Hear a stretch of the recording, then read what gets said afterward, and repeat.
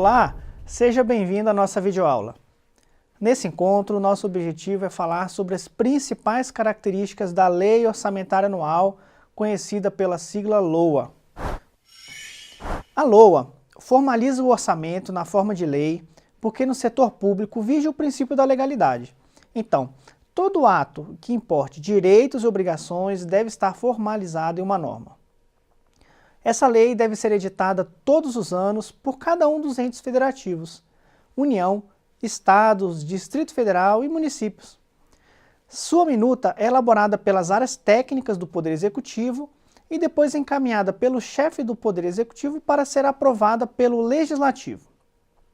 Na verdade, o que se conhece como LOA compreende 3 orçamentos integrados em um só documento. O primeiro deles é o orçamento fiscal, que abrange os 3 poderes, seus órgãos e entidades da administração direta e indireta, como as autarquias, fundações públicas e algumas empresas estatais. Em seguida, temos o orçamento de investimentos, que compreende as despesas de capital e as despesas das empresas estatais. Nesse caso, entende-se despesa de capital a aquisição em participação acionária, aquisição de equipamentos, máquinas, entre outros. A LOA também compreende o orçamento da Seguridade Social, especificamente em relação aos órgãos e entidades a ela vinculados. Um aspecto bem interessante da lei orçamentária é o seguinte: as receitas são apenas uma estimativa, havendo flexibilidade para se arrecadar mais ou menos, pois a realidade pode ser diferente da previsão. Por outro lado, em relação às despesas, a regra é rígida. As despesas são fixadas e não se pode gastar além do limite determinado na LOA. Mas, vem cá, seria possível alterar a LOA? Essa é uma questão interessante. Será que, publicada a lei, ela deveria ser rígida e seguir da mesma forma até o final do ano? A resposta é não. A LOA pode e deve ser alterada, assim como todo instrumento de planejamento, quando o contexto exigir que isso aconteça. A LOA é alterada por meio de créditos adicionais. Esses créditos são autorizações de despesas não computadas ou insuficientemente dotadas na LOA. Então, todo crédito orçamentário adicional é uma nova lei que altera a lei orçamentária original. E são 3 as modalidades de créditos adicionais. O suplementar, que reforça uma dotação existente. O especial, que cria uma nova dotação.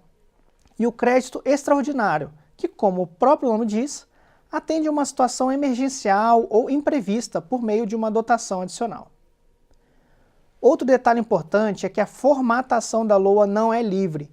O gestor público, quando for elaborar a LOA, e o próprio legislativo, quando for aprová-la, deve seguir regras específicas, algumas delas constitucionais e outras legais. Por exemplo, a LOA não pode conter dispositivo estranho à previsão de receita e à fixação da despesa. Esse é o princípio da exclusividade, ou vedação à inclusão de rabilongos. Algumas décadas atrás, era muito comum a inclusão na LOA de dispositivos que não tinham nada a ver com orçamento, com a intenção de aprovar matérias de outros assuntos sem que fossem percebidas. Então, esse princípio veio a vedar esse tipo de atitude que era muito comum na época. Outra característica interessante da LOA é que ela deve respeitar os limites da dívida pública e das despesas de pessoal. No caso da União, esse limite é de 50% da receita corrente líquida. E no dos estados, municípios e DF, de 60% da receita corrente líquida. Reparem que essa regra, na prática, veda o aumento indiscriminado de despesas com o pessoal na LOA. Nessa aula, vimos algumas características da LOA, o seu conteúdo e como ocorre a sua alteração por meio dos créditos adicionais. Na próxima, vamos conversar sobre reserva de contingência e a regra de ouro. Até lá!